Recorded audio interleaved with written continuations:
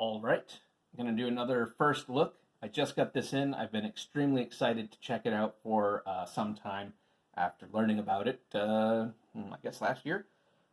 Anyhow, without further ado, it is The Children of Fear, a 1920s campaign across Asia for Call of Cthulhu by Lynn Hardy and friends.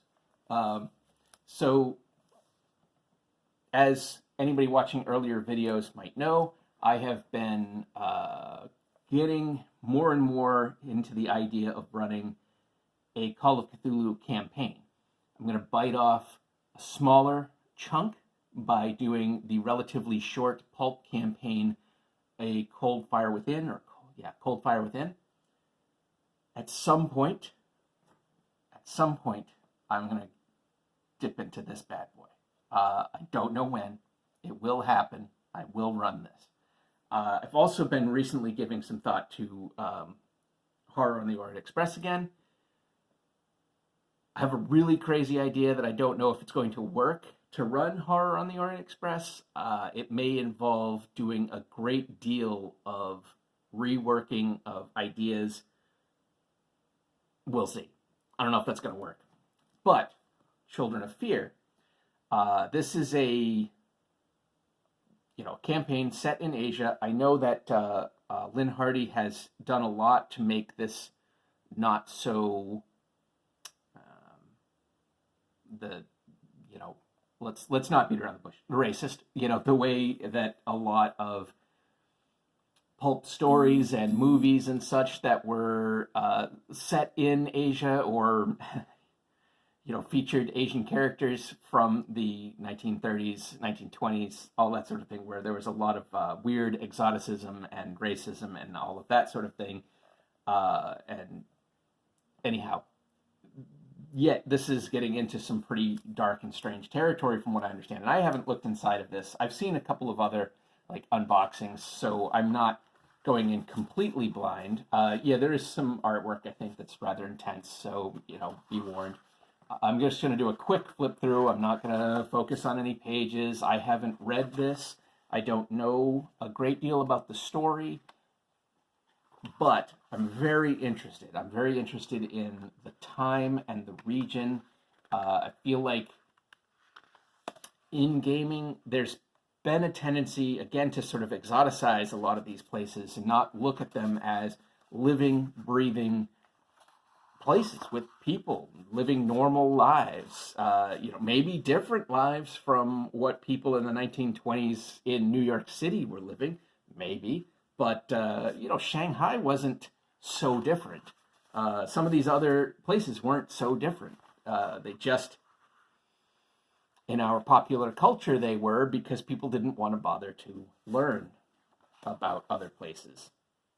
That's why, you watch those old Tarzan movies and somehow there are Mayans or Aztecs or Incas or what have you, and all kinds of people, all in sub-Saharan Africa. Why are they here? That makes no sense. So anyway,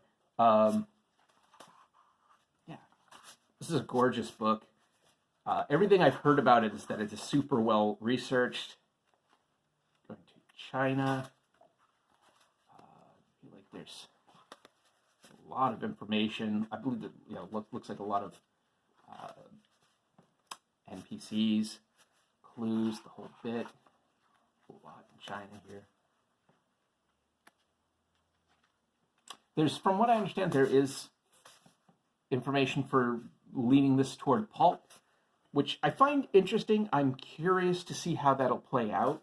I like these maps. They're very attractive maps. They're a touch busy, but I think it's not so bad. I think you'll be able to figure that out pretty easy.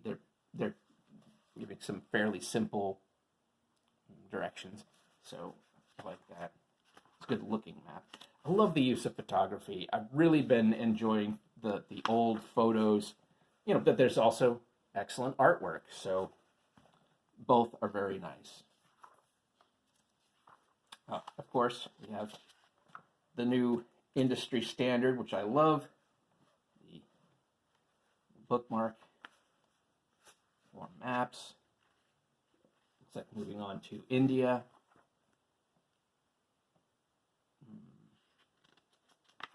this is very interesting. Very interesting. I cannot wait to sit down and read through this whole book. I'm sad. I don't know what's going on there, but look at that. I love that. I love this artwork. Oh, weird. So from what I understand, too, this allows you to dial the levels of what you want it to be about. You know, the how mythos do you want it, how pulp do you want it, you know, all that sort of thing. Apparently there is advice for shifting it around to play more toward what your particular taste might be. I think of it that when I run a Call of Cthulhu one-shot, the more I've been thinking about this lately, the more I've been coming to this conclusion, is that when I run a Call of Cthulhu one-shot, I want to lean into the cosmic horror. I want to lean into the hopelessness and the madness and the eventual death, doom, and insanity of the mythos. And I think if I were to run a limited campaign, a campaign I knew was going to simply play out 6 or 7 weeks, I don't know, maybe 20 weeks, I don't know, that I might lean more heavily into that cosmic horror, the idea that eventually doom will come. That especially I was thinking about with Tatters of the King, I think would be a particular example. From what I know, I haven't sat down and read that cover to cover yet, but it seems like eventually gloom and doom is the way of the world for that game.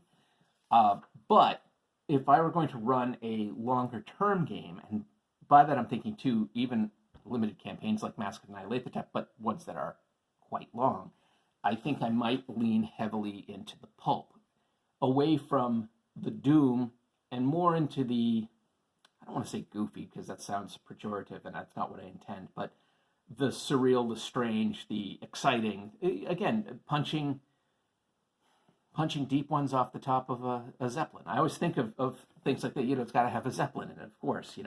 How is it pulp if it doesn't have a Zeppelin, apparently? So I want a longer term game. I think I want it to be a little less deadly, a little more exciting. I want to have a little more through line of characters. And Mask of Nyarlathotep, that's a campaign where a lot of people tend to die, and where you might have. I was listening to somebody talk about their campaign that they ran, and it took about 2 years, and only one person made it through the entire campaign. A couple made it through most of it, but only one person made it through the entire campaign. And I wouldn't mind so much having a lot of the characters necessarily get killed in the climax, but to not even have many of the characters make it to the halfway point, and certainly not to the climax. That seems a bit much. Again, it depends on the style that you're going for, and I don't think there's a bad style to go for. I just think that my style will be a little more pulpy for a longer term game. So that makes me question, what is this? How long is The Children of Fear? And I don't know the answer on that. I haven't seen a lot of feedback yet from people who are running it or have run it as to how long it takes.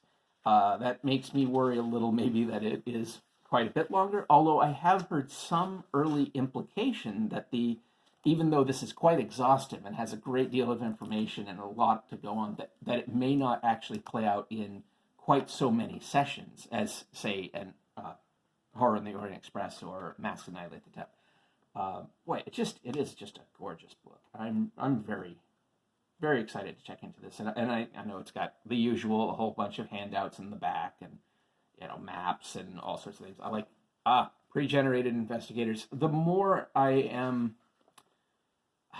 the more I'm thinking about running these games, especially some of these campaigns, the more I'm liking pre-generated characters, even if they're only there to use as backup or fill-ins or what have you. I like at least when the books are including them, and I really would like to see that a lot more. Certainly any one-shot should have pre-generated characters, but I like even when they add them into the campaigns.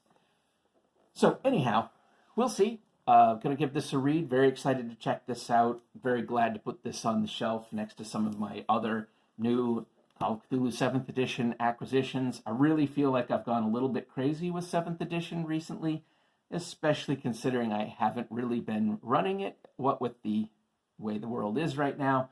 But in the upcoming months and year or so, I really do intend to do that. My hope is a Cold Fire Within soon with some friends that I game with online. And then after that, well, really, frankly, after that, I don't know. I've thought about running a Cold Fire Within again with some people in person here in my local area if we're back to being able to do that. I don't know. That might be in 2022. We'll see. And of course, I really, really want to do Masks of Annihilate the Tep at some point. I really want to run that campaign. I just went through and reread or rewatched all of Bud's RPG reviews, whole review and sort of campaign diary of sorts for his take on Mask of Annihilate. I guess it was really just more of a review, less of a campaign diary of Mask of Annihilate the Tep, and it really makes me feel like maybe with 7th edition, with Pulp, with Bud doing that really excellent review, makes me think that maybe it's finally time for me to crack into this classic and put some people through some nightmare world hopping and strange happenings. But again, I really do think I have an idea for this, and I don't know if it'll work. But if I can make it work, or if I can figure out a way where I feel like maybe I'm on the right track, I may do a video about that, sort of exploring, doing a really different take on the campaign from what you would normally do. And I think if what I'm talking about, if what I am thinking about works, it might be a shorter campaign than is typically done for a few different reasons, but it might end up not being, I think I heard, what did I hear? 120? It couldn't have been 120 sessions. 120 hours. I think I've heard 120 hours was the low end for running this the whole way through.